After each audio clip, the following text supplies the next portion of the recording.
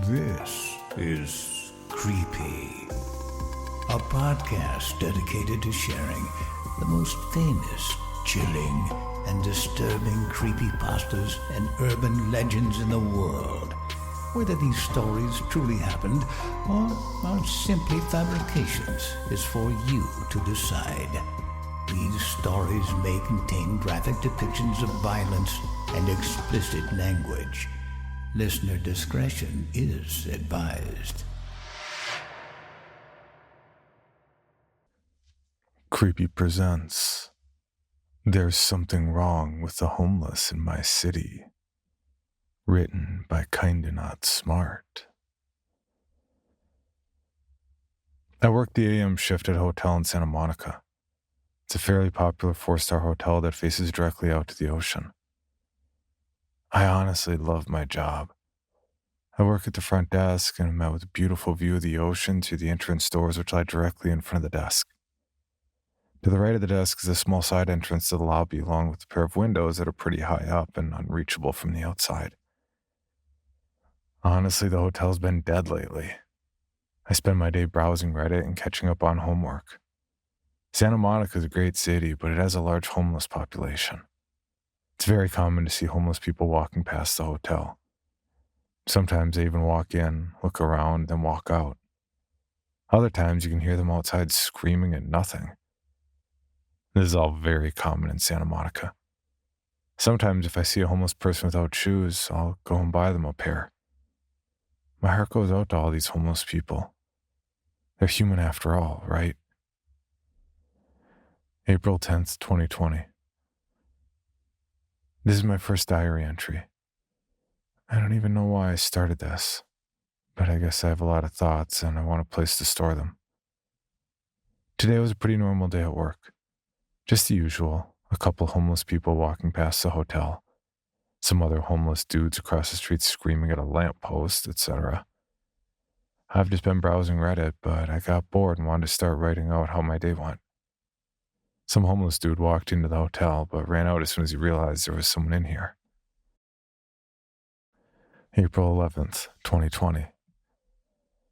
Today was a slow day, but something weird happened. At 3 p.m., the PM person came in to relieve me from my shift. Her name was Anna, and I've always thought she was beautiful. She was coughing a lot when she arrived. Her hair was also a mess, and she looked like she'd seen a ghost. I joked and said, "Corona?" and didn't get a response from her. I saw tears start falling from her eyes. "What's wrong?" I asked. She broke down crying and then lifted her leg up. She had a long sock on that went up to her knees, but you couldn't really tell because of the dress pants she had on. She rolled her pants up and rolled her sock down slowly. An infected bite mark on her calf was revealed to me. It was swollen and pulsating. The remnants of a Band-Aid fell onto the floor. I told her she needed to go home. I'll stay and cover her shift. She refused, though. She said she really needs some money for rent this month and she needs a shift. "I'll be fine," she told me. She then went on and explained that before work she parked here at work and walked over to a gas station nearby to pick up a Monster energy drink. Sitting outside the door to the gas station was a homeless man with bloodshot eyes. As she was walking in, he flung himself towards her leg and took a bite out of it. She kicked him in the face really hard, breaking his nose and sending blood gushing onto her shoes. Luckily, she had spare shoes in the back of her car. "That sounds horrible. I'm so sorry you went through that," I said. I asked one last time, "Do you want to go home?" And she was sure that she wanted to stay. So I left. April 12th, 2020. Today, a group of homeless people walked by the hotel. One of them didn't have shoes. I decided that after work, I'll try to find him and get him some shoes. I don't think any living human should have to walk around the streets barefoot. April 12th, 2020. Well, I found him. Or whatever was left of him. Let me explain. I was driving home after work when I saw the same homeless man I'd seen earlier. was lying back against the wall in an alley. Weird though, he had red socks on. He didn't have them on earlier. I parked my car and started walking over to him so I could potentially get his shoe size. As I got closer to him, I came across a sight that sent chills down my spine and made my stomach churn. Those weren't red socks. His feet were mangled and covered in blood. There was bone ripping through the skin that once covered his feet and were now dangling off the bone. He had blood all over his shirt and his skin looked deteriorated. His skin looked very fleshy, as if multiple layers of his had been peeled off. His jaw was broken and his eyes were bloodshot red. He didn't look alive. He was limp and his head was facing down, but his eyes were wide open. I got scared, quickly called the cops, and before I ran away, I had to take a picture. My camera covered his entire body, but my eyes were only focused on the bone that was sticking out of his foot. I got my picture, ran back to my car, and drove home. April 13th, 2020. I'm at work again. I'm fine. Barely even thinking about the other day. I feel like I'm desensitized to stuff like this. I forgot I'd even taken a picture. The reason I'm writing again is because today was a weird day. I mentioned how it was common for homeless people to walk past the hotel. But today was different.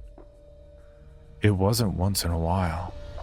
I literally couldn't go 5 minutes without seeing homeless people stumbling past the hotel. I know Santa Monica has a lot, but just seemed like they multiplied overnight. April 16th, 2020. On the way to work today, the streets had significantly more homeless people than it did before. They were everywhere, and they all had those same bloodshot eyes as the first deceased homeless guy did. They looked lifeless, just limping and stumbling around the streets. April 18th, 2020. On the way to work, I noticed something worrying. There were no cars. Anywhere. The entire city of Santa Monica did not have a single car in it, or a single person walking around. This city's usually thriving. Santa Monica only has outdoor malls, so there are usually hundreds of people walking around despite COVID. But today, there wasn't a single person or car in sight. Only homeless people. Everywhere. We ended up having 0 check-ins that day. Almost every employee no-showed except for the security guard, Alan. April 19th, 2020. On my way to work today, I was almost late because there was a bunch of detours due to construction going on all over the outskirts of the city. Weird. I worked my first PM shift, and a no-call no-showed, so I had to stay. She's never missed a shift in her life. Weird. Anyway, at night we turned the lights in the lobby down very low. Earlier I mentioned that sometimes a homeless person will walk into the lobby, look around, then leave right after. Well, tonight I was sitting at the front desk when I heard a very disturbing sound. It sounded like bone crunching and scraping against the floor. It also sounded like it was getting closer until the front door to the lobby opened. A homeless-looking man limped into the lobby. He had a hoodie on over his head. I couldn't see his face, only darkness underneath the hood. There was one feature of his face that I could see, and that was his bloodshot eyes that were as wide as they could go. He walked into the lobby and then just stood there, hunched over, staring at me. I asked him if I could assist him, but he didn't say anything. I was very uncomfortable, and without taking my eyes off of him, I was trying to find my radio to call over security. I could hear him breathing. It was a very raspy sound as if his lungs were filled with fluid. He was standing behind one of the sofas in the lobby, so I could only see him from the waist up. I finally got a hold of my radio, and as soon as I clicked the button to speak, the man let out the loudest, most inhumane and blood-curdling scream I've ever heard in my life. It caught me off guard, causing me to flinch and drop my radio.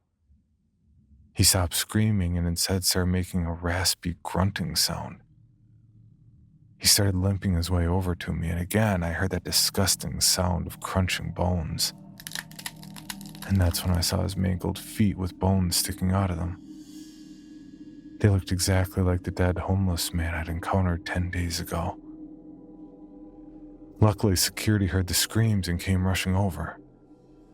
Our security guard, Alan, was the nicest guy I'd ever met. He was also 5'10" and around 300 pounds. He saw the homeless guy limping towards me and grabbed him by his hoodie. He successfully dragged the homeless guy to the entrance, but he had to use one arm to open the door. And that's when the homeless guy shook loose, grabbed a hold of Alan, and took a chunk out of his neck. The entrance door was still open. I ran over and drop-kicked the homeless guy out the door. I hurt my elbow pretty bad when I landed, but I didn't want to get anywhere near that psycho. I got Alan's keys and locked all entrances to the hotel. April 19th, 2020. Alan bled out on the floor. Every other employee no-called, no-showed. It was only him and I. I received an emergency alert on my phone urging Santa Monica residents not to leave their homes. The alert said Santa Monica was undergoing a citywide lockdown, and everyone caught outside their homes would be taken to jail. I tried calling the Santa Monica Police Department, but when I called, it would just say that due to high volume of calls, I'd have to wait until an operator is available. I left the phone on for 20 minutes, and still nothing. On the other phone, I called 911, and once they asked me for the location of my emergency and I said Santa Monica, they would just hang up. I noticed a crowd of homeless people now surrounded the hotel. Through the front entrance, there were homeless people, all with bloodshot eyes, going as far back as I could see, just standing there, staring and groaning. The side entrance had the same thing, as did the employee entrance. There was no other possible way out of the hotel. April 19th, 2020. I decided to check my camera roll to see what the deceased homeless guy from 10 days ago was wearing, to see if it matched the one that was currently at the front entrance staring at me. I brought up the picture, and what I saw made me drop my phone. Remember how I mentioned that the homeless person was dead, looking down towards the floor when I saw him in the alley? And how when I snapped the picture, my eyes were focused on the bones sticking out of his foot? Well, when I saw the picture in my camera roll, the dead homeless guy was staring directly into the camera. And it's the same one who's currently at the entrance of the hotel. April 19th, 2020. Alan might still be alive. He's still on the floor with a pool of blood around him, but I saw his fingers moving and his body shaking. His eyes are still wide open with the same look of horror he had when he bled out and died. But they've become bloodshot red. It also looks like a few layers of his skin were pulled off because his skin's looking very fleshy. Why is there nothing on the news about what's going on? I'm Googling it, but there's nothing. April 19th, 2020. I felt uncomfortable when I saw Alan convulsing on the floor, so I went downstairs to grab a baton out of the security office. When I came back to the lobby, I didn't see Alan. I saw the pool of blood on the floor, along with a chunk of his neck that was ripped out, but I didn't see him.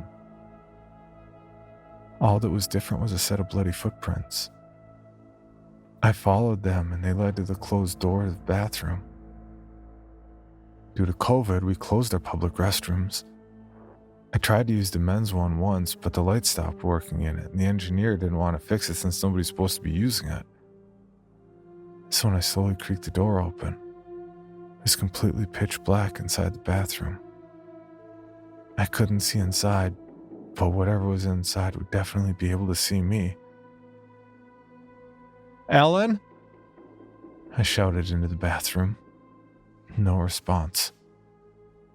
Just in case, I flicked the light switch, but the lights were unresponsive as well. The door to the bathroom is a heavy one that closes on its own. I hesitantly took a few steps into the bathroom and the door shut behind me. I was standing in pure black. My phone was out of battery and I had no charger, and the only flashlight was in a locked safe in the security office. The smell in the bathroom made me want to vomit. It wasn't a typical bathroom kind of smell. It was a bathroom with 50 decomposing bodies kind of smell. I heard fast and raspy breathing, but the acoustics in the bathroom were fucked up and I couldn't tell where it was coming from. Sweat was protruding through every pore in my body as I tightened my grip on the metal baton in my hand. The humidity and the smell in the bathroom was really getting to me. I let out a quick and desperate whisper, "Alan!" And of course, I was given no response. I knew the layout of the bathroom, so light wasn't important in navigation. It was only important in not being murdered by a 5'10", 300-pound dude. I'm 6'6" myself, but I'm only 180 pounds, so I was at a disadvantage even with the baton. Despite that, I reached out to the first stall. I slowly placed my sweat-drenched hand over the handle, and right as I started to pull, the raspy breathing discontinued. It was completely quiet, dead silent. I pulled the door open, and that's when I heard the same blood-curdling scream as a homeless man earlier let out. I also could see 2 red circles in the stall. I threw my baton at it and sprinted out of the bathroom. I got 2 heavy metal trash cans and put them in front of the door. The door moves inward, so that didn't block it, but at least I would hear if the trash cans were moved. I ran back to the front office. April 20th, 2020. I've been hearing banging on the walls for the past hour. It sounds like it's coming from the bathroom. It's already 12 a.m. at this point, and no surprise the overnight person's not arrived for their shift an hour ago. There's so many homeless people outside that they're literally piled up. I can't see a foot past the front doors because it's literally just a pile of those red-eyed homeless people piled up on top of each other staring into the hotel. I'm glad they're too dumb to think to break the glass. I went downstairs to check if they were still grouped up outside the garage, and of course they were. They were completely piled up over each other at the gate of the garage. I don't think a truck would have been able to clear that out. April 20th, 2020. I took the stairs up to the roof of the hotel. I feel safer up here. I don't know why I didn't do it earlier. It's 1 a.m. now. When I look down from the roof, I see the homeless stretched out in every direction for miles. I see something that strikes even more confusion in me, though. I see helicopters. They're not near me, though. They seem to be on the outskirts of the city. Actually, I can't even see past the outskirts of the city. It's just black. I can see the sky past the city, but directly ahead it seems like there's just a wall of black surrounding us. A wall of black. A wall. Did they close the city off? Is that why I haven't seen a single car or a single person? I feel like I would have known if they closed the city off. I don't even live in the city. I had to drive in. How is it possible that they could put a wall up in the span of a day? There was no wall when I arrived. The only thing out of the ordinary was the construction that made me late for my shift. The construction. Am I stuck here? April 20th, 2020. I got an idea. I went down to the engineering area and grabbed their storage of fuel for the fireplaces. I went down to the food and beverage department and got a few bottles of vodka. Lastly, I went to housekeeping and got a few towels. I took my tools up to the roof of the hotel, directly over the garage. As I was going up the stairs, I heard some loud metal crashing sound, but I didn't think much of it. I heard a lot of noises today. Anyway, I used the computer to show me how to make a Molotov cocktail. I emptied the bottles, filled them with fuel, shoved a towel inside, lit the towel, and let it rain. I dropped 5 bottles of the stuff, and that did a good job of scattering the homeless. I hope I won't be put in prison for this. I didn't really have a choice. I quickly ran down to the garage and got into my car. I guess I forgot to lock my car. Weird. Just in case I checked the back seat, but there was nothing. April 20th, 2020. I rammed it into the gate with my car. All the homeless who were piled up in front had been scattered due to my cocktails, so there was nothing stopping me. They were still everywhere, though, and I didn't hesitate to run over any homeless person in my path. It was dark out. Half the streetlights were off or flickering, and all I could see were bodies and red eyes. I couldn't go 3 seconds without hearing a thump and feeling my car go up and down. April 20th, 2020. I'm driving out of the city. I'm almost to the outskirt. On the way here, I've seen unimaginable horrors. There was blood on every building and every street, like some fucked up graffiti. Guts, arms, legs, whatever other body part or organ you can imagine, just littered across the street. Homeless people that look like they've been completely skinned alive, limping around the streets with bones and guts pouring out of their bodies, and those red fucking eyes. April 20th, 2020. I'm now almost directly beneath the helicopters. I was right, the city's completely walled off. The wall looks 10 stories high, but the wall just goes on for miles. I have to find where the entrance is. There has to be some kind of checkpoint or entrance that can lead people in and out of the city. My car's acting up, though. It just drives differently than I'm used to. I don't know why. April 20th, 2020. I did it. I found the checkpoint. I'm driving up to it now. Everything that's happened this week is rushing through my head in flashes.